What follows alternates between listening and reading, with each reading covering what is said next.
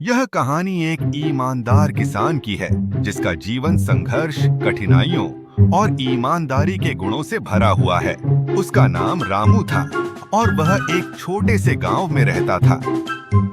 गांव के लोग उसे बहुत प्यार और आदर करते थे क्योंकि वह सच्चाई और मेहनत में विश्वास रखता था। रामू का जीवन संघर्ष। रामू के पास थोड़ी सी जमीन थी जिस पर वह खेती करता था। उसकी खेती की जमीन ऊबड़-खाबड़ थी और सिंचाई की सुविधाएं भी बहुत सीमित थीं। फिर भी रामू ने कभी हार नहीं मानी और अपनी खेती को अपने मेहनत के दम पर सींचता रहा। उसके पास आधुनिक साधन नहीं थे, लेकिन वह अपनी पुरानी बैलगाड़ी और हल के साथ खेत जोतता रहता। रामू का विश्वास था कि मेहनत और ईमानदारी से ही सही परिणाम मिल सकते हैं। वह कभी भी किसी शॉर्टकट या बेईमानी के रास्ते पर नहीं चला। रामू का जीवन बेहद साधारण था। उसके परिवार में उसकी पत्नी और 2 बच्चे थे। उसका परिवार कभी धनी नहीं था, परंतु उन्होंने हमेशा ईमानदारी और सादगी से जीवन जिया। रामू ने अपने बच्चों को भी हमेशा यही सिखाया कि सच्चाई का मार्ग ही जीवन का सही मार्ग है। वह उन्हें बताता कि भले ही कठिनाइयां आएं, लेकिन सही रास्ता ही अंततः सफलता की ओर ले जाएगा। ईमानदारी की परीक्षा एक बार की बात है जब रामू के गांव में भयंकर सूखा पड़ा। कई महीनों तक बारिश नहीं हुई और फसलें सूखने लगीं। गांव के किसान निराश हो गए और कईयों ने तो कर्ज लेने का फैसला किया। रामू ने भी अपनी सारी बचत का इस्तेमाल किया, लेकिन ये कभी गुजारा मुश्किल होने लगा। कुछ समय बाद रामू ने सोचा कि वह अपने खेत का कुछ हिस्सा बेच देगा ताकि वह अपने परिवार की जरूरतों को पूरा कर सके। लेकिन तभी उसके पास गांव का एक अमीर जमींदार आया और उसे अपनी जमीन बेचने के लिए एक मोटी रकम की पेशकश की।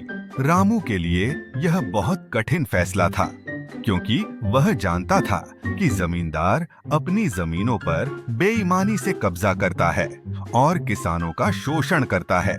जमींदार ने रामू से कहा, अगर तुम मुझे अपनी जमीन बेचोगे तो मैं तुम्हें बहुत पैसे दूंगा, जिससे तुम्हारा सारा कर्ज उतर जाएगा और तुम्हारा परिवार सुखी रहेगा।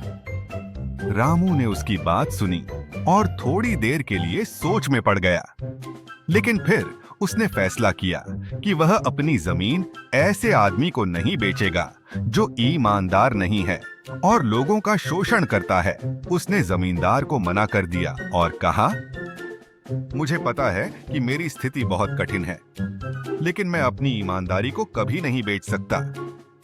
जमीन हमारी माँ है और इसे बेईमान लोगों के हाथों में देना पाप होगा। जमींदार ने रामू को धमकी दी कि वह उसका बुरा करेगा और उसका जीवन और कठिन बना देगा।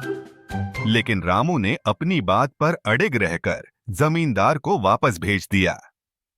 रामू के इस फैसले के बाद उसका जीवन और भी मुश्किल हो गया, लेकिन उसने कभी अपने आदर्शों को नहीं छोड़ा। मेहनत का फल कुछ महीनों बाद बारिश आई और रामू की फसलें फिर से लहलहाने लगीं। उसका खेत हरा भरा हो गया और उसकी मेहनत का फल मिलने लगा। रामू ने जो बीज बोए थे वे अब बढ़ने लगे थे।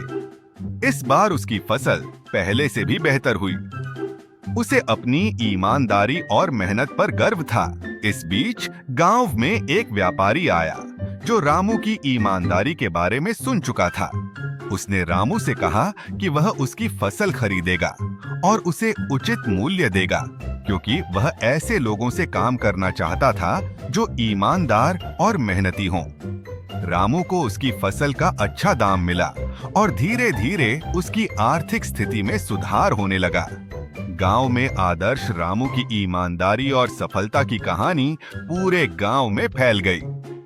लोग उसकी प्रशंसा करने लगे और उसे आदर्श मानने लगे। गांव के अन्य किसान जो पहले मुश्किल समय में शॉर्टकट लेने की सोच रहे थे, अब रामू से प्रेरणा लेने लगे। उन्होंने देखा कि रामू ने कठिनाइयों के बावजूद ईमानदारी का रास्ता नहीं छोड़ा और आखिरकार उसे इसका फल मिला।